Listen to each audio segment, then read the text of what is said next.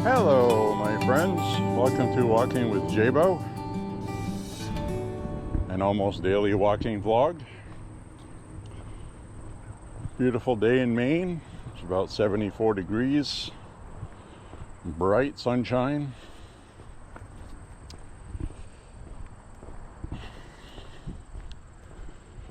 We're going to have a couple of days starting tomorrow in the 80s, which is unusual.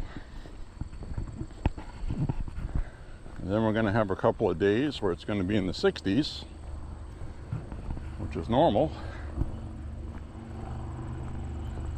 And then we're going to warm up again, which is okay by me.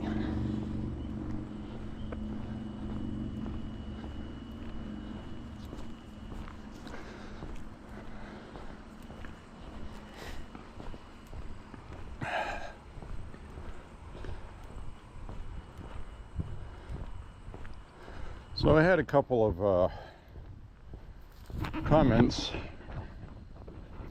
from a viewer that I like a lot, Mr. H. You should know who he is.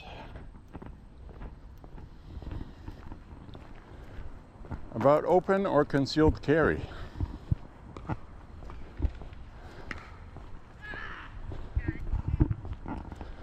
Saying that when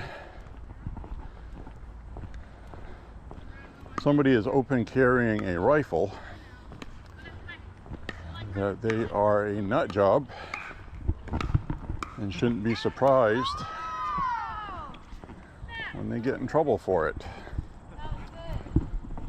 Well, there's different sides to that coin. That was really good.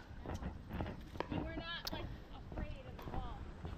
I agree that when somebody does that, they can expect somebody's going to call the police, and it is going to cause a stir.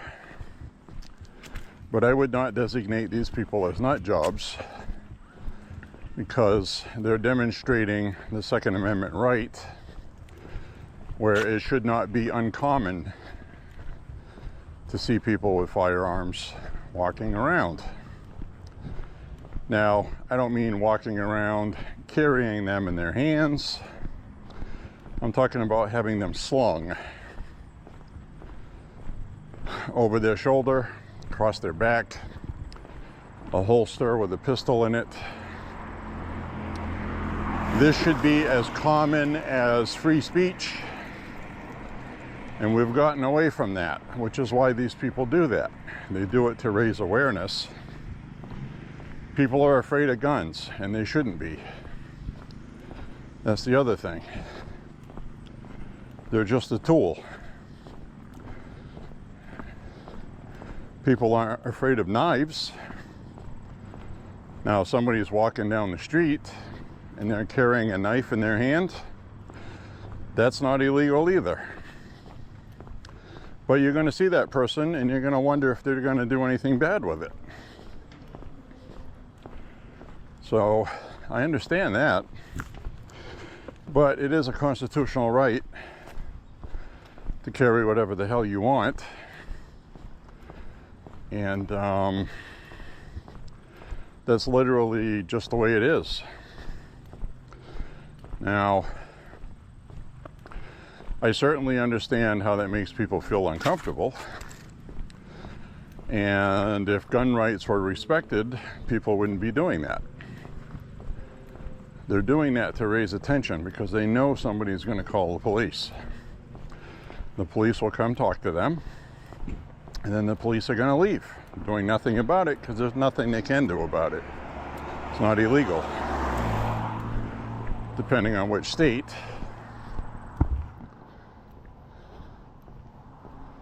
When in 2020, I went to a protest in Augusta, Maine at the Capitol. There were Augusta police all over the place. And let me turn the camera around.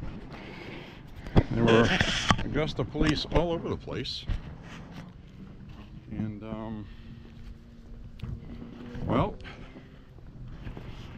there were a couple of guys from a gun club who were there. They had tack gear on, AR-15s, fully loaded. And they were carrying them in a position with the muzzles pointed downward, in a safe position. And nobody did anything about it. Nobody did anything because it's not illegal. Because at the time, you were starting to see some violence from the left. So these guys walking around with guns were actually comforting everybody, and they were thanking them for being there. That's the purpose of the Second Amendment. So I'm never going to be in the camp to say people shouldn't do that. It's a Second Amendment right. That's just like saying, well, somebody shouldn't show up and protest. Let's just make up an area where violence might happen because you're protesting. You're not starting it, but you should be able to show up, voice your opinions peacefully, and not be afraid that you're going to be assaulted. So if you're doing that in a place where you're more likely to be assaulted for protesting, that's the place you should protest, because it obviously needs it. So that's just my opinion on that stuff, and I understand people have different opinions, but that's what's great about the United States of America. Your opinion is your own. It's based on your beliefs. And you know, some people believe that Republicans shouldn't be allowed to protest because of January 6th. A violent event happened. Some people got injured. So you can't use any kind of incident to ban anything or to restrict it. And that's what Charlie Kirk was saying about the Second Amendment. He said sometimes people are going to get killed, but that's a small price to pay to have your freedom. And the left was using that as a big talking point against Charlie Kirk because he got shot and assassinated. You know, like, huh? See? Isn't that full of irony? They took that approach to it. And that was wrong, because Charlie Kirk's right. If I'm walking down the street here and I'm wearing a MAHA hat, somebody drives by and shoots me to death, I don't want anybody to ban guns over it. That's not what killed me. The gun didn't kill Charlie Kirk. Very important point. It was a tool used. A killer killed Charlie Kirk. So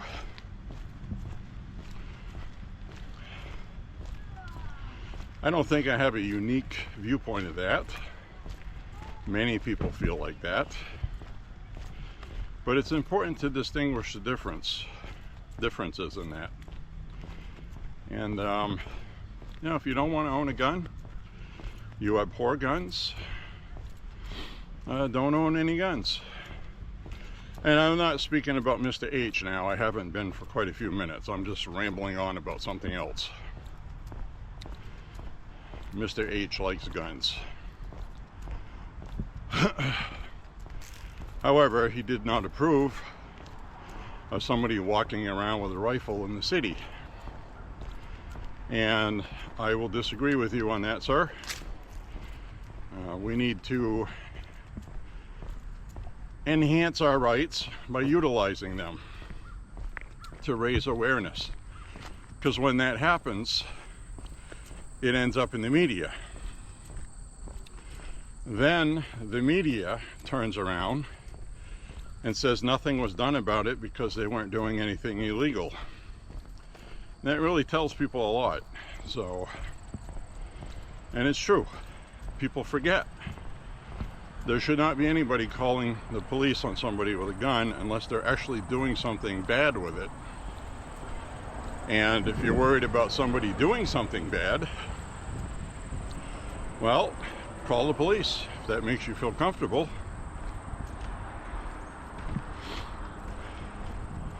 So I understand the catch-22 of that, especially in this day and age. If I saw somebody walking around with a long gun in their hand like this, I would be concerned. If they had it across their back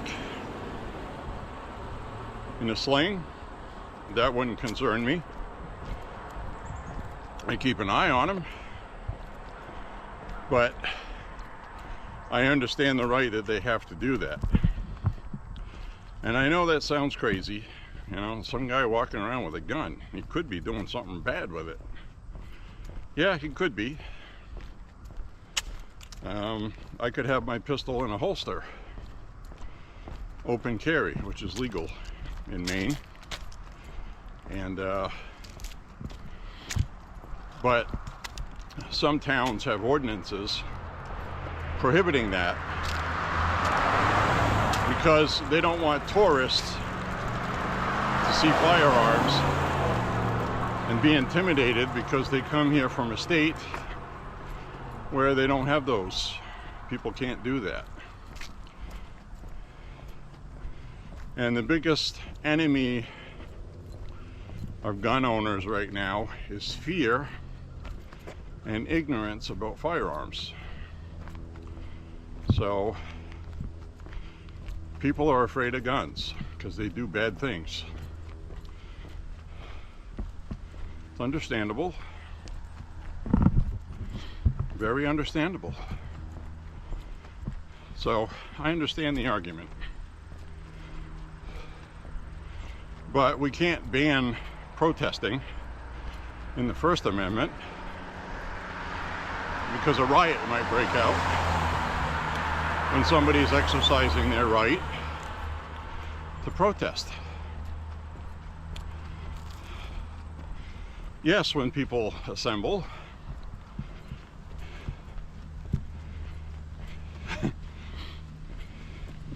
it could escalate into violent protest. Especially when you have two different groups protesting on the same topic and not agreeing with each other across the street from each other. So I understand that. But we're not going to require people to get permits, tell them they can't protest here or protest there. And if they do, they can't talk about this topic or that topic.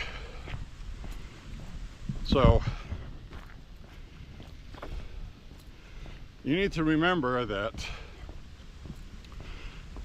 the right to carry a firearm is not some law that was passed. It's a God-given right in the Constitution, the Second Amendment, and it holds equal weight to the First. So that's why it's legal to walk around with a firearm. And in states where it's not, at the end of the day, they're not going to be able to do that. Those are all going to come undone because it is violating the Constitution. I mean, there's literally no arguing that. It doesn't say you have a right to own firearms, but you can't show them in public and you need a permit and all this other stuff. It says you have a right to bear arms. Bear means you bearing arms. You have a constitutional right to bear arms. So that's just how it is, folks. I don't make the rules. Those rules were made 249 years ago.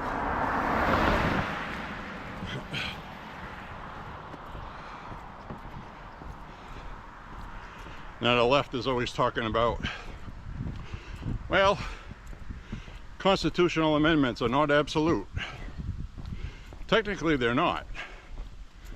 But what you have to do to remove one is so dramatic and such a big process that pretty much when it's a constitutional amendment, it's going to stay there.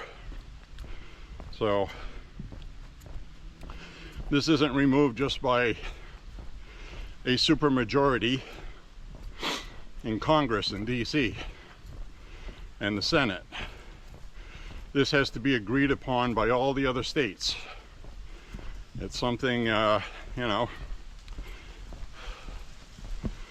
they prohibited alcohol. They always use that as a big example. But they ended up repealing it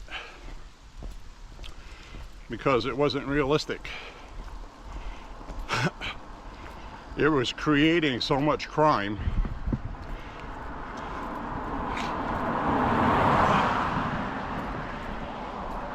that the people wanted it changed.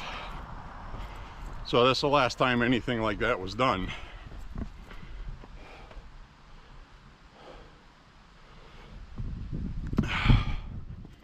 Ooh, steep hill.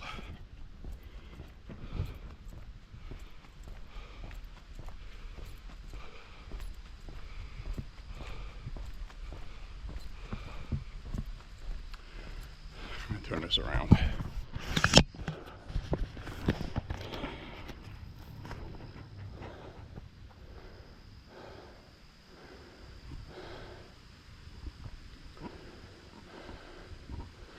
A nice day today.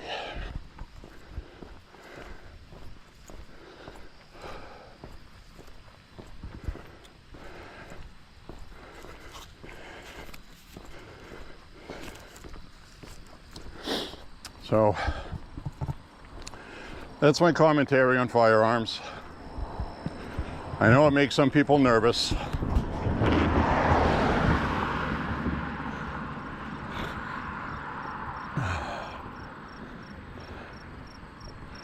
And there's like a double-edged sword on everything.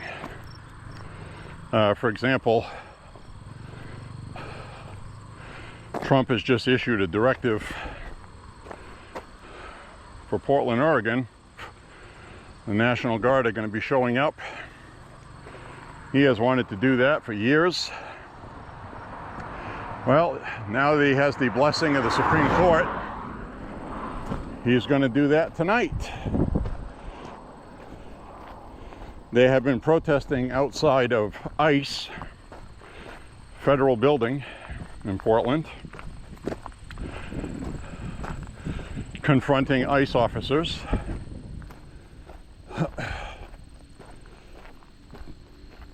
You can check out a couple of different YouTube channels that have people on the scene recording it, stuff the media doesn't show you.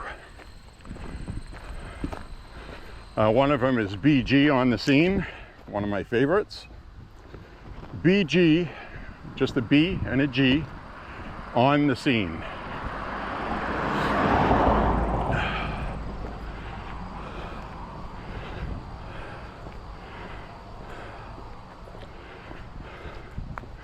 And the other one is New Media, N-E-W Media. I think I have that right. If you don't see Portland rioting photos, then you're not on the right channel. So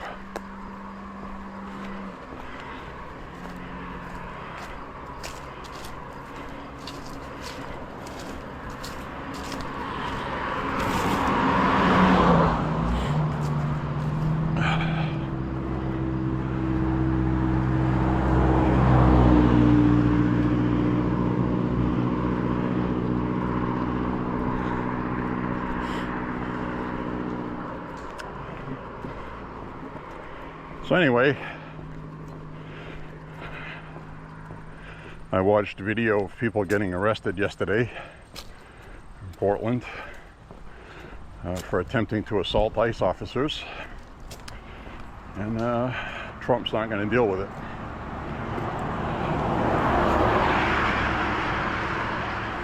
Another important factor is Portland, Oregon is the birthplace of Antifa. Anti-fascists.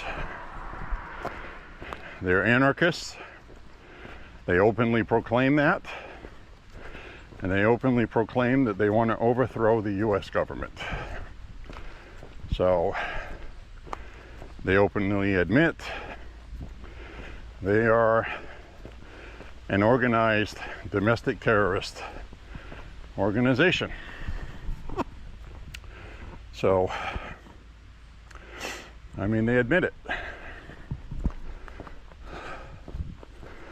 A lot of them today on social media, after Trump's announcement, started turning off their social media or deleting it. So the thing is, though, there's no such thing as deleting your social media.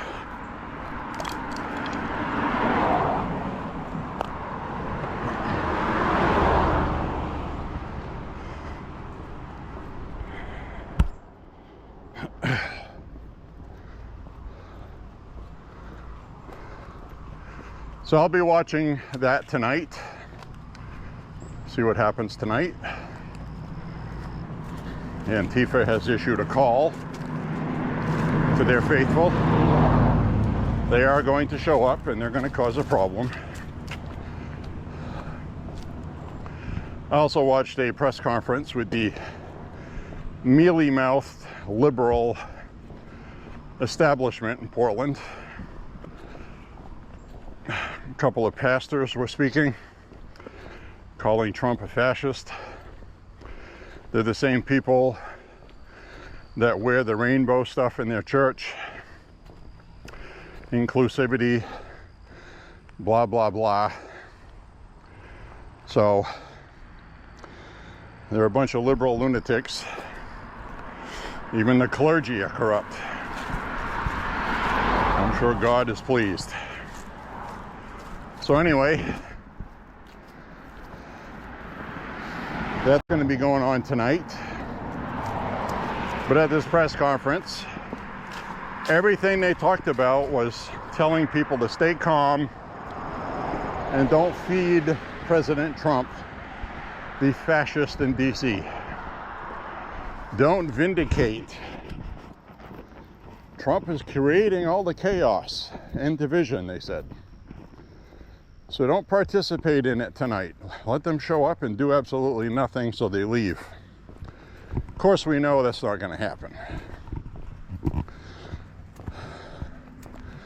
People can't walk around Portland, Oregon at night without being harassed, mugged, beaten, attacked for being white. That's the kind of stuff that goes on there. You got homeless people, drug use, prostitution, all kinds of stuff.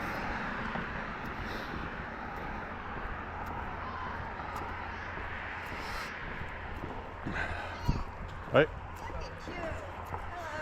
Right? So, got another secure elections, yes on one sign.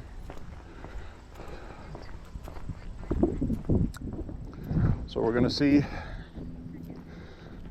what happens in Portland, Oregon tonight.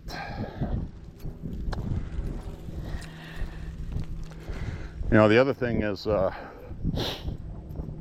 these council members were talking about how ICE wear masks, hide their identity, no name tags, nothing. Well, they have markings on them saying they're law enforcement. So when the left says that, they're lying. But they do not have their name tags, and their faces are covered because of doxing. When you dox somebody, you reveal their personal information to the public. And the left ANTIFA people and some leftists, sponsored by a billionaire leftist, Friedman, I believe, who is being looked at for financing Antifa. He's also the one that financed the E. Jean Carroll lawsuit against Trump. And so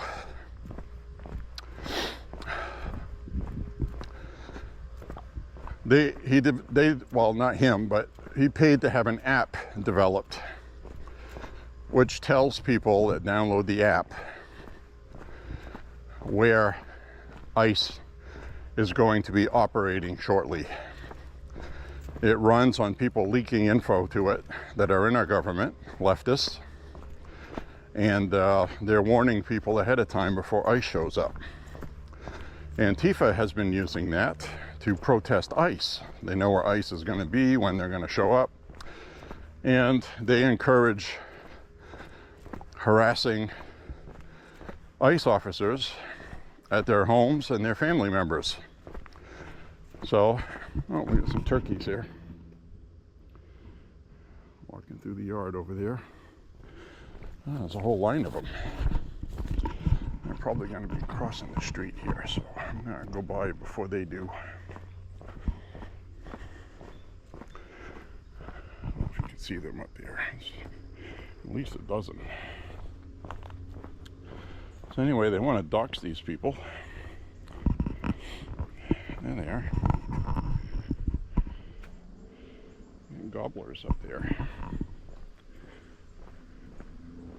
Hi, gobblers. Hi.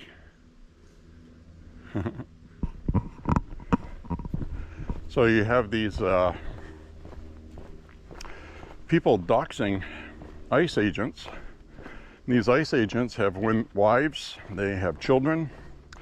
These children go to schools, and they're trying to do their job, as Congress has said, as lawful and legal. And because they have all received threats in the past, they started masking. So it's not a made-up threat. It's happened. So that's why they're masking. And the left doesn't like it because, you know, they try to make comparisons to the Gestapo showing up and disappearing people, when what they're doing is they're serving warrants and arresting people that are bad people. And the Democrats are defending criminals again, just like Adam Schiff and another senator are introducing a resolution trying to ban the blowing up of drug boats from Venezuela. So they're trying, you know, they're just evil people. Nothing else explains that. There's no logic that says that would make any sense at all. They have Trump derangement syndrome so bad that they're defending all this really bad stuff. So I think they're just digging themselves in a deeper hole. Trump's numbers went up when he made his move on DC, because that's what people voted for. They're tired of hearing about this anarchy across the country. So the people are supporting Trump on that, period. The left can cry about it if they want to, but these people at this Portland City Council hearing, giving testimony and speaking, these people sounded like complete lunatics. It was all Trump, Trump, Trump. I mean, these people, Trump is living in these people's heads. They got Trump derangement syndrome. It's really incredible. I've never seen anything like it.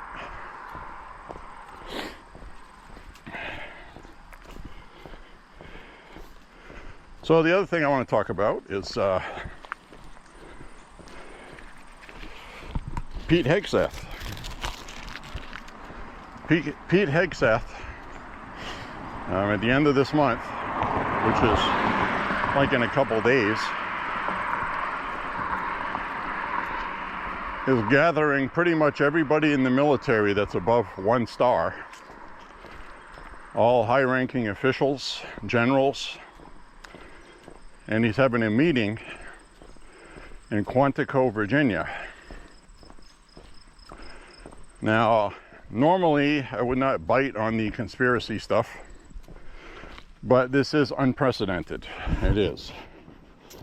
Now, the Vice President, J.D. Vance, said it's not uncommon for the Secretary of War to have meetings with personnel like that, which is true. But not like this, not on this scale. You know, we're talking like 1,000 people distributed throughout the world who had to fly. They have to fly all the way here for this meeting in person, when they could just do that via software, Zoom call. There's really no reason to do that. So, one theory is that they're going to be downsizing, and some of these people are going to be told they no longer have a job, probably based on their politics. In other words, lefty loonies that were there when Biden was ruining the country.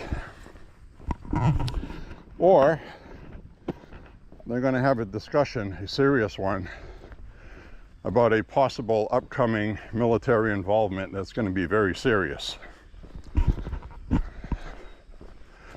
Meaning maybe China may be invading Taiwan or something. I don't think this would have to do with Russia, even though Russia has been pretty regularly violating other countries' airspace, I believe intentionally, to make everybody nervous, because things are not going very well for Putin right now, economically, and also I don't know if Putin is trying to intimidate people into not canceling their orders for oil and energy from Russia. But Trump is getting all of NATO to get serious and Trump has told them that I'm not going to put these sanctions on Russia until we have all of the NATO countries agreeing to not buy energy from Russia. Otherwise, there's no point in doing it. So, in other words, if you guys really are serious about ending this war in Ukraine, this will do it, and it will. So, this is a big deal.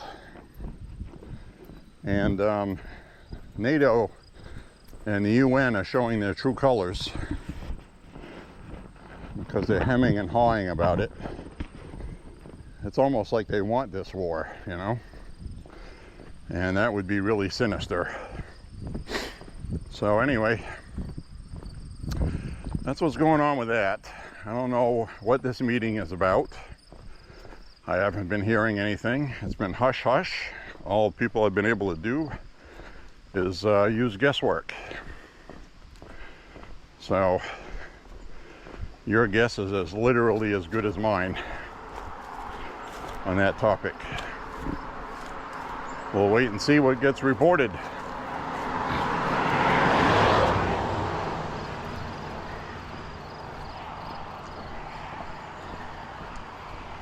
My concern is that one of this size is unprecedented. So it's definitely something important.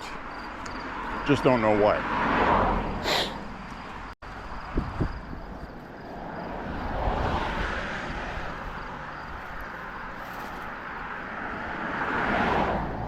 I mean, you're taking these people that are in leadership roles, responsible for thousands of people overseas, and you're taking them away from their duties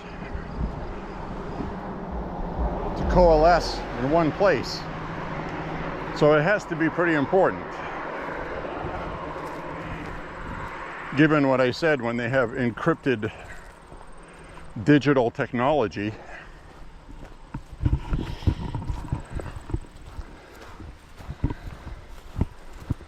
so to communicate.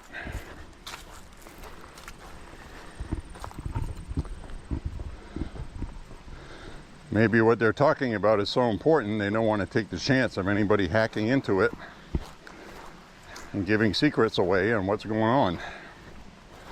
I don't know. But it's something to think about.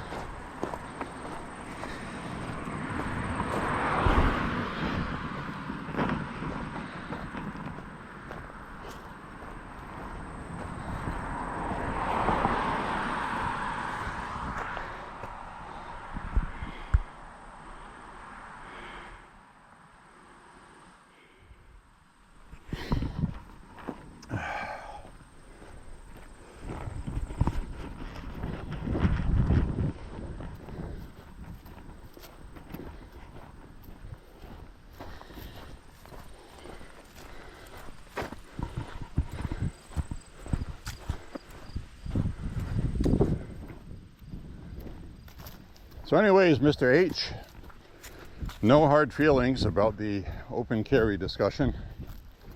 I respect your opinion. I just don't wholeheartedly agree with it. I agree that it is intimidating, for sure. But that comes from a point of view.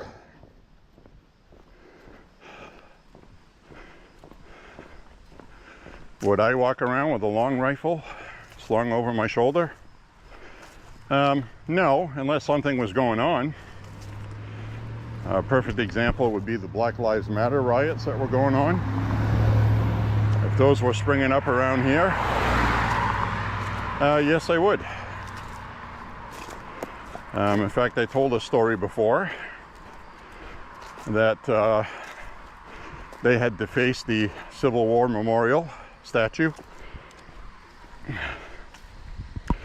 that was gifted to the city of Lewiston in honor of the soldiers that were killed during the Civil War, specifically stating freeing the slaves and defeating the South and forcing a reunification of our country. That's what it was, commemorative statue was for. And Black Lives Matter defaced it. Made a lot of people angry, including me. And I called the police department, and because a city councilwoman saw them doing it and did nothing to stop it. She was in fact encouraging it. She had a bullhorn, a liberal loon, and she was there with another councilwoman who was Somali, and that's what they did. So one person brought down a USA flag and wrapped the statue in it around the soldier's neck. And I called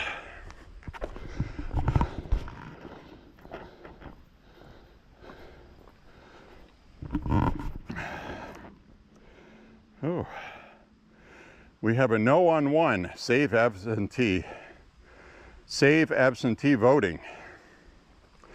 That's a misnomer, because if you vote yes for voter ID, you are not canceling absentee voting. You are canceling the ability to order an absentee ballot by phone.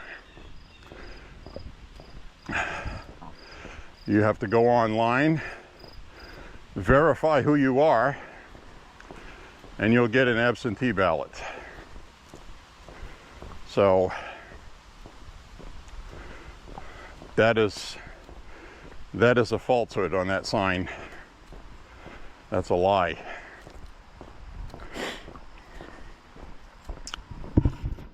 So anyway,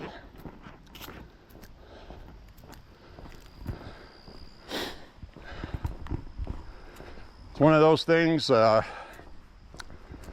not going to get into that right now. But anyway, back to the story on Kennedy Park and the Civil War statue. I called the police department and I wanted to speak with the police chief. They routed me to a lieutenant, so I talked with him, and I just told him very bluntly, I said, look, city councilwoman allowed this, they defaced the statue, it's public property, the park is a public park, it belongs to me, it belongs to you, it's taxpayer dollars. And I literally said this, just like this. I said, I would hate to think that I have to get a coalition of 20 other people and we all have to arm ourselves and go guard public property. And I said, because you know that's legal. And he said, yes, sir, it is. And he said, I'm going to contact somebody. We'll get this taken care of. I gave him my name, phone number. This lieutenant contacted Public Works. I got a phone call from Public Works. The guy said, we're contracting somebody in Sabattis. The guy in Sabattis is going to come remove the graffiti. Thank you for your concern as a citizen. Yada, yada, yada. So they did remove the graffiti. But they weren't going to do it until somebody called and complained about it and told them that it's pissing people off. And we'll take matters into our own hands. So he understood a Second Amendment right about people walking around in the park with long rifles, protecting taxpayer property. It's not illegal to do that. So that's why I'm mentioning that for Mr. H. That is the only circumstance I would open carry. Now, when the Black Lives Matter protests were going on, and Antifa were threatening to go to the protest in Augusta, Maine here, the local Maine chapter of Antifa, there is one, probably just a handful of idiots, but they said they were going to attend that, and the local media reported that. I think the local media reported that to try to tell Antifa people to show up. Of course, there's no proof of that, but anyway. So what happened was, I'll turn this around. So what happened was, is we went to protest. This wasn't organized. This was not organized. But I had my Canik TP9 SA 9mm, and I put it in my polymer outside the waistband holster where it could be seen. And so did about a dozen other people. Even this old guy in his 70s, he had an old 44 Magnum from the 70s, and he had an old leather holster for it, and he was strapped on the outside of his waistband also where it could be seen. Now, the purpose of everybody showing their guns was to let the opposition know that they're not going to get a soft target. And we were walking around open carrying as well as the Capitol Police Department, which saw everybody carrying. Again, it's not illegal. So there's a time and a place for it. It's the only time I've ever open carried besides being at the range. Very common at the range. I always open carry every minute I'm at the range. I have a firearm in a holster outside. So right now I have a firearm holstered under my shirt, and I conceal it. I don't want to advertise, even though I'm talking about it on here. I'm talking about in public. So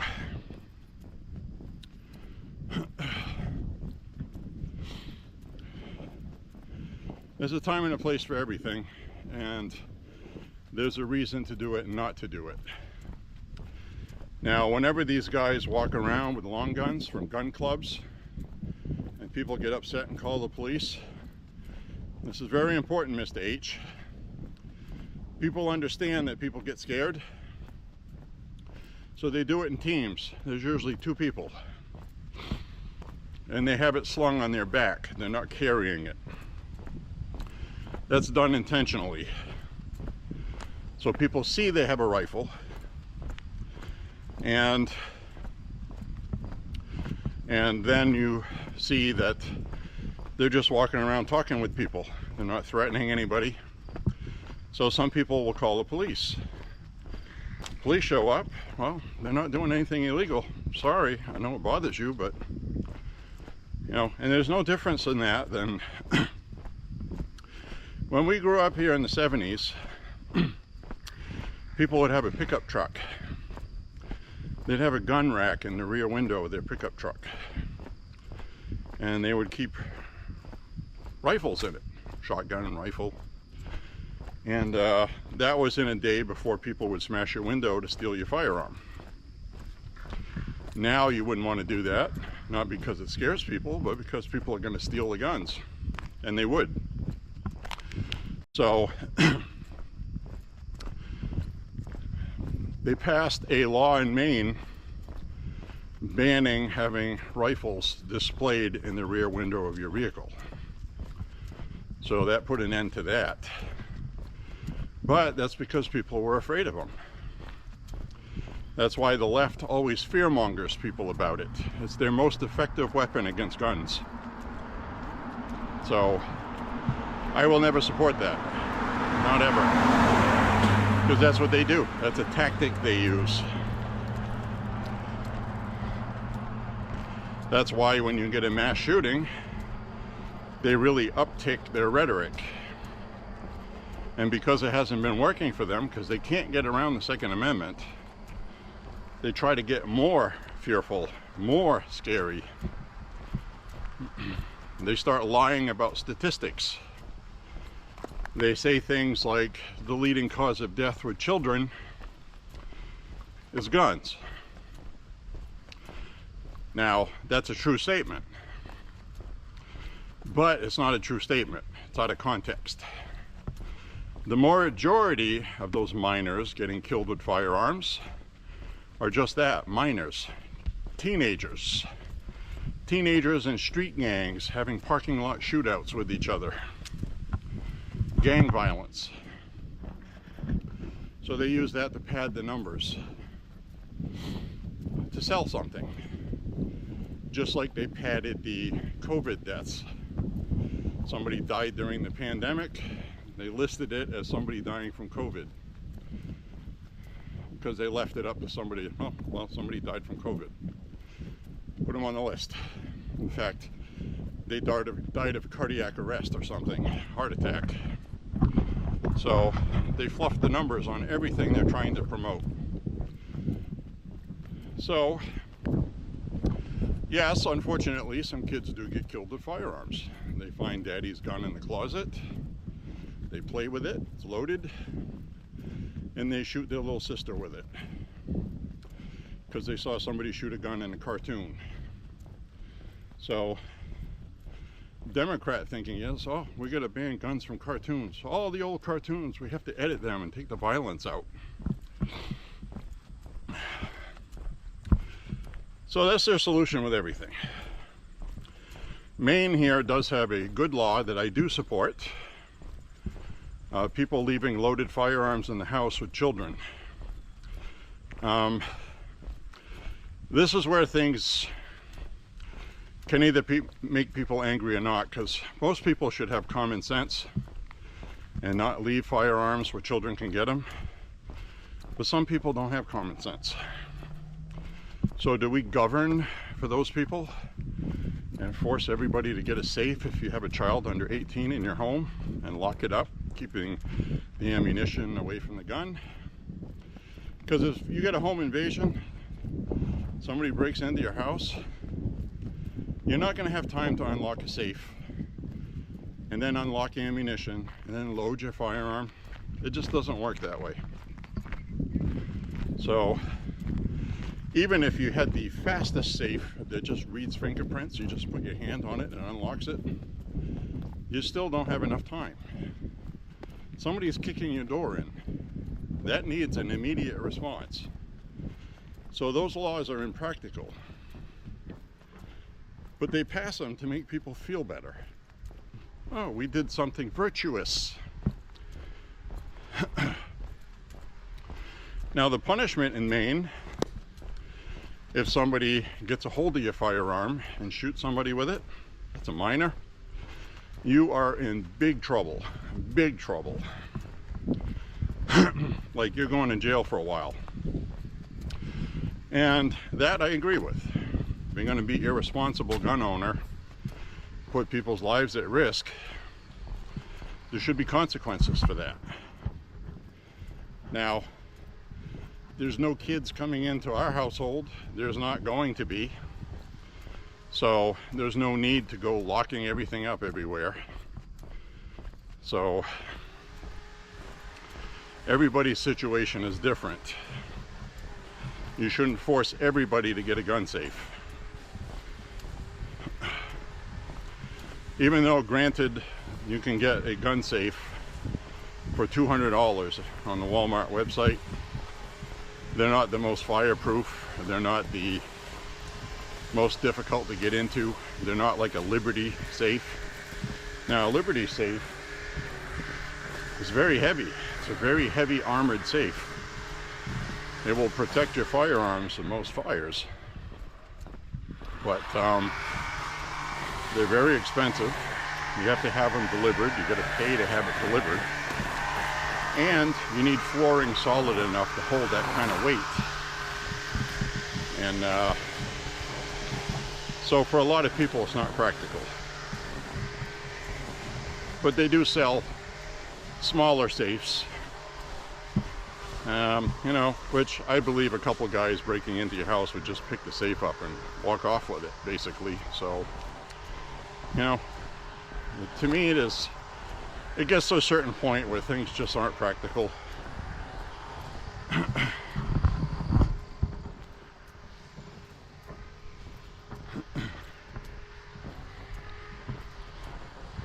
I'd be the type of person that would get like a dummy safe.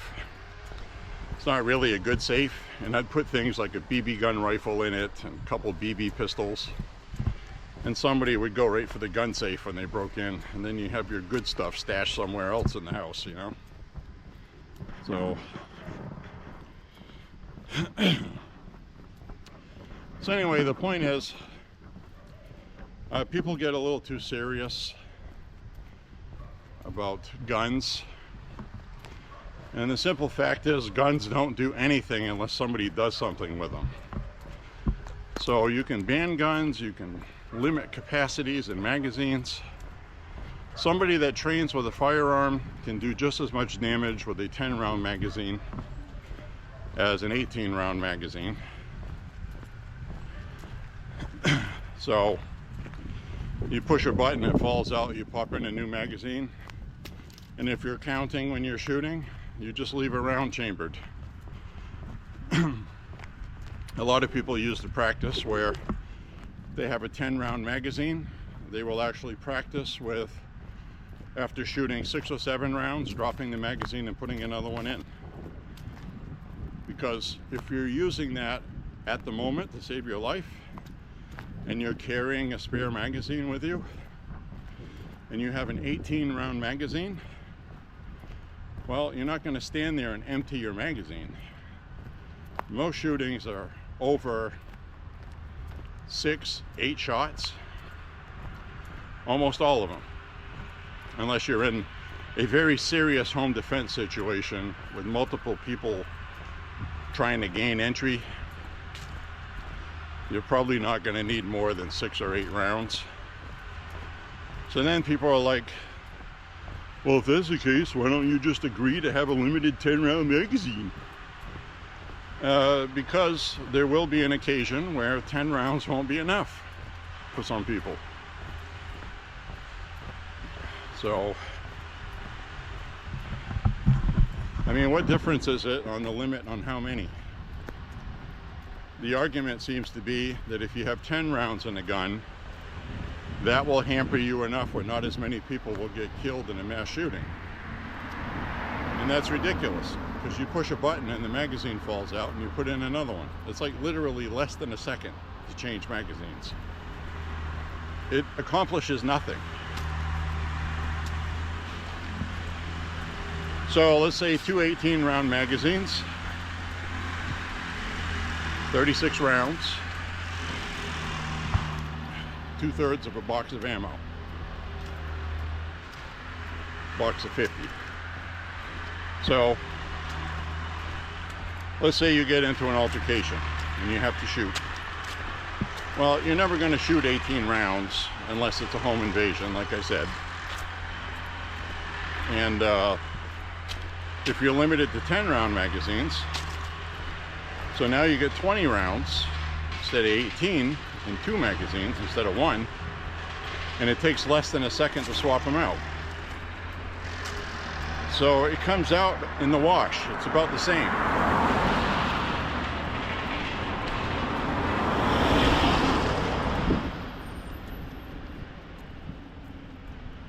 When you're at the range shooting, you're dropping your magazine, but you're taking it out because you don't want to drop it in the dirt. They get dirty, you have to clean them, you can damage your magazines. But when you're in a live shooting situation, you really don't give a crap about that. You don't care if you pop the magazine out and there's still 3 rounds in the magazine, because you lost count. You want to make sure you have one chambered in your gun all the time, so you just pop in a magazine and keep shooting. You don't have to rack it again. So you don't empty your magazines in self-defense. You always leave a round chambered. And if you lose count, well, just drop a magazine that still has 3, maybe 4 rounds in it. I mean, you're in a live self-defense situation and you get another magazine, you know, who cares? Chances are you're not going to need them all. And if you do, well, just pick up the magazine you threw out. You know, you'll be hiding behind something anyway, I would think, if you're having a shootout. It'll be right there. So, there's all kinds of videos on that, especially with Paul Harrell, and a lot of great videos on that. And I'm one of those people where I really don't count how many I shoot. I have a general idea. I go by feel. Because, you know, when you're in a live shooting situation, I'm not going to sit there and 1, 2, 3, 4. My brain doesn't work that way. So if it does for you, then, you know, God bless you. Mine doesn't. So anyway, kind of an interesting discussion, I think.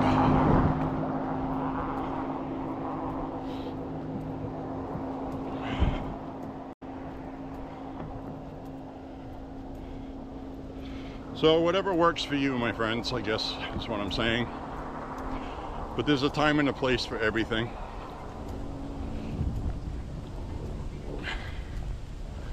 What I practice when I'm shooting now is I can hit what I'm aiming at if I take my time like people usually do. It's not a challenge anymore. So what I do is sight acquisition and firing 2 shots. Sight acquisition, shoot, shoot. Bring the gun down, Sight acquisition, shoot, shoot. Pick something to shoot at, pick something to shoot at. And I practice that way because that's more of a real life kind of thing. That's the biggest problem people have, is finding their front sights when you have to find it. You're not going to have time to tell somebody to wait a minute, I'm trying to aim at you. So that's what I practice. Hopefully you see that in any of the gun videos.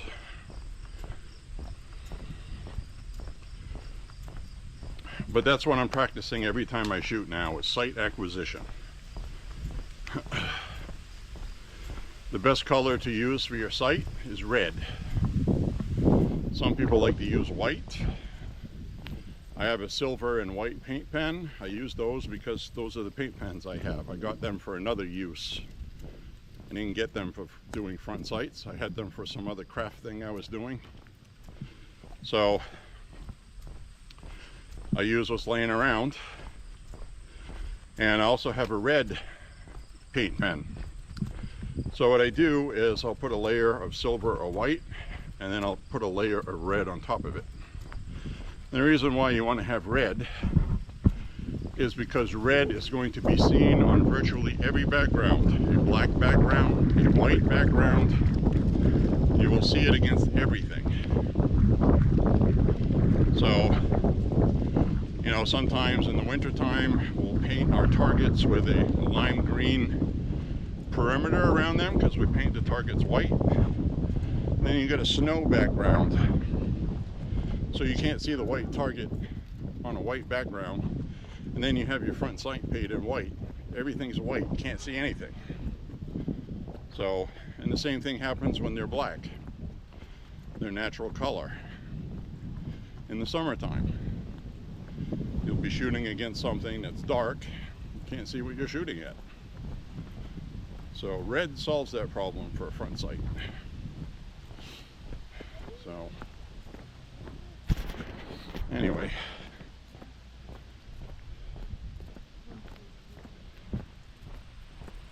hello, hi.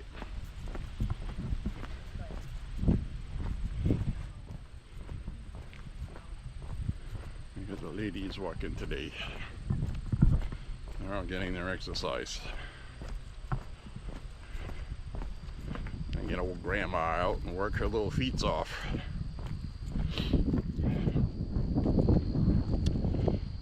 So anyway,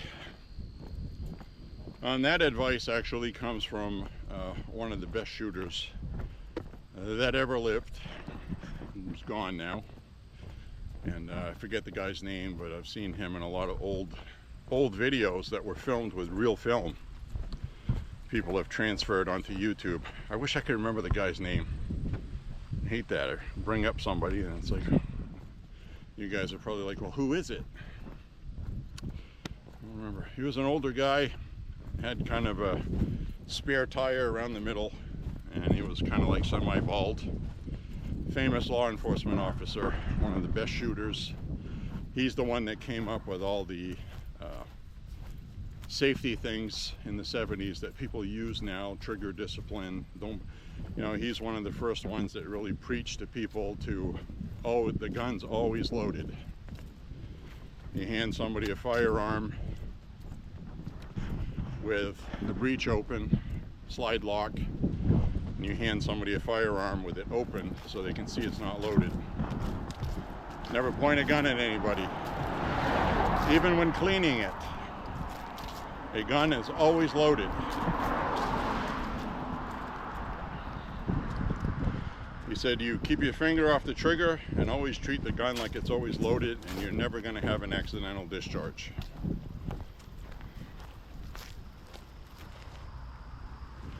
He's also one that came up with the proper way to draw out of your holster, which is, it's like 3 different motions.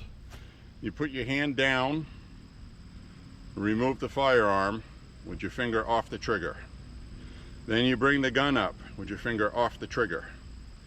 And then you sight acquisition, you put your finger on the trigger. You practice those 3 things as 3 separate things, You won't pull the gun out of your holster and jerk your trigger while you're excited, because while you're at the range, you're not under pressure. And then when you actually have to pull it, you're tensed up, you grab your gun and you shoot yourself in the leg. So remember that. You draw, finger off the trigger, bring it up like this, cleared from your holster. Then you push it outward, finger off the trigger, sight acquisition, put your finger on the trigger once you have your sight. He said your finger should never be on the trigger unless you can see your front sight. That was his rule. In other words, if you're looking at your gun and you're seeing the front sight, you should have your finger on the trigger, because you're going to be shooting something. There's no other time or reason to put your finger on the trigger, ever. So he's the one that came up with those. I just don't remember his name. But you can practice all this stuff in your house without any ammo. I practice lifting my shirt up and drawing, unloaded with nothing in the gun. I verify that, double check, and I leave the magazine out of it. When it's loaded, it has a different weight, but it's good practice to get a good mechanics for safety. So I got a couple videos on the channel of drawing and shooting. I don't demonstrate what I'm doing, I'm in the video doing it, I guess is what I'm saying. So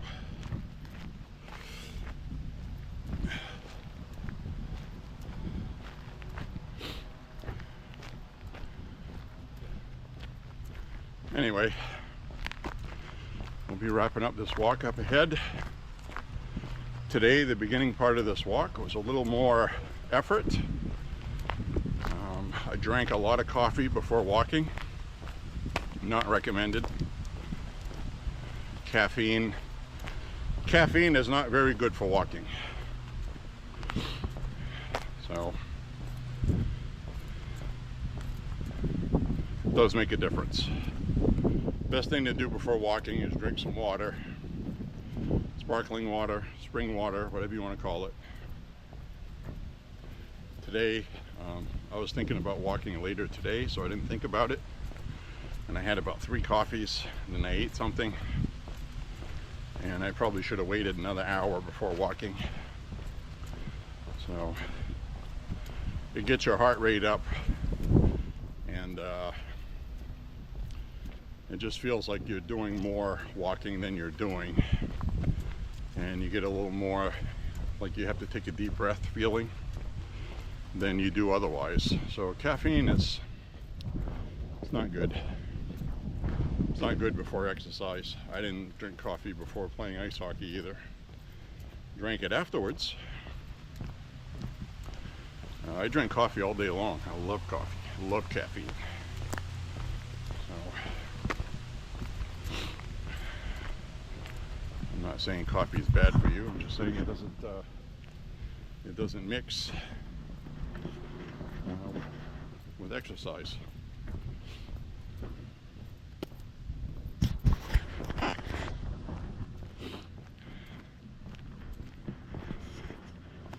So yeah, the left is starting their false information campaign, propaganda, trying to make it sound like if you vote yes on one, which is voter ID, which is what it's intended for, they're trying to make it sound like you're not going to have absentee voting anymore. And that's false. That is completely false.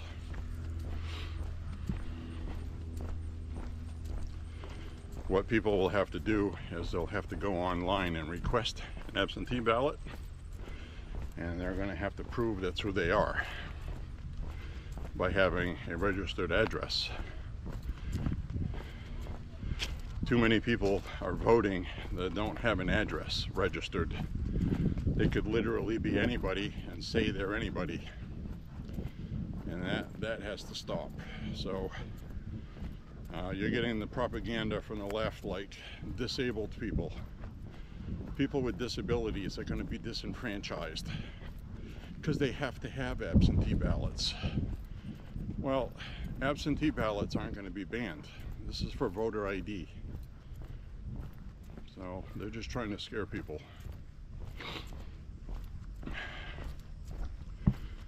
You need to verify who you are to vote. That's it.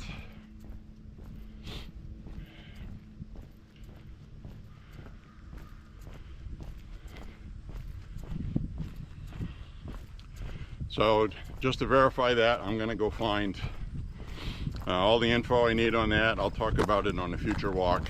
I'll give more detail about that. Probably tag my video with voter ID so people find my video. I'll tag it Maine voter ID. And if people go on YouTube and search for Maine voter ID topics, they'll see that I discuss it. If they watch a long video.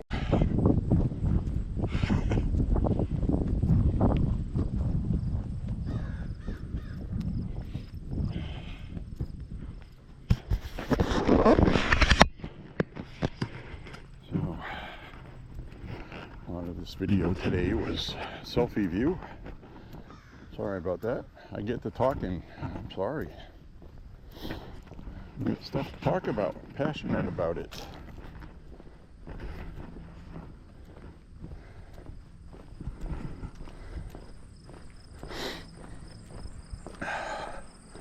So Stephen King's new movie, A Long Walk, based on a short story from the Bachman books.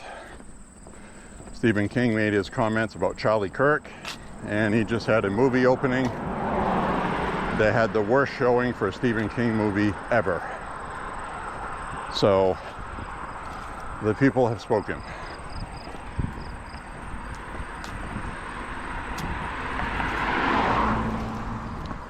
These people are out of hand.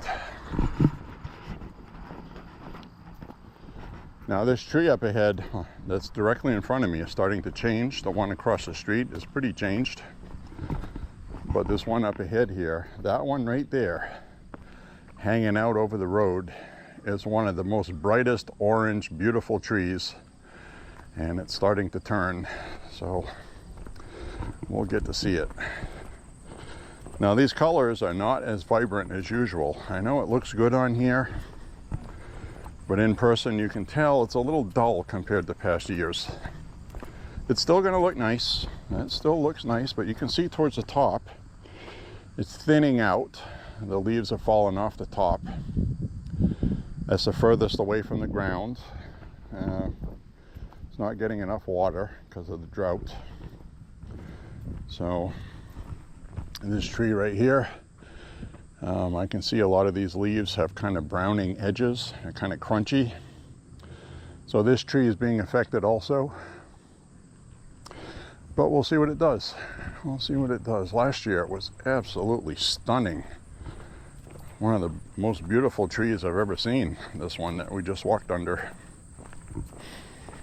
So we'll see how it looks another week or two. I got sweat running down my back from under my hat. 74 degrees, but it's a little humid. I actually had to put the AC on upstairs last night. I put the AC on to lower the room temperature to about 70, 71 because it was around 80. Downstairs it was 72. It was nice. Today's high is 74, and tomorrow is going to be 83. And then we're supposed to have 87. I find that hard to believe. That's what they said. And, you know, that's the rule of thumb. As soon as you take your AC unit out of the window, you're going to have an occasion where you need to use it. I thought, you know, waiting till now. I mean, I took it out of the window like a week and a half ago. Like, well, we're not going to need it for the rest of this year, right? Jeez. Every damn time. If it gets warm enough, I'll just put it back in the window. Only takes a minute. I don't have to screw it in or anything. Just put it in the window and turn it on.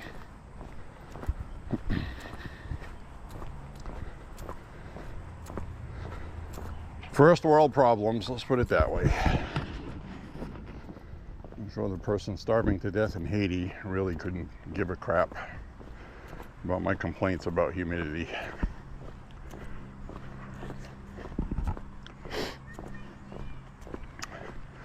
So anyways, my friends, I'm going to sign off with you.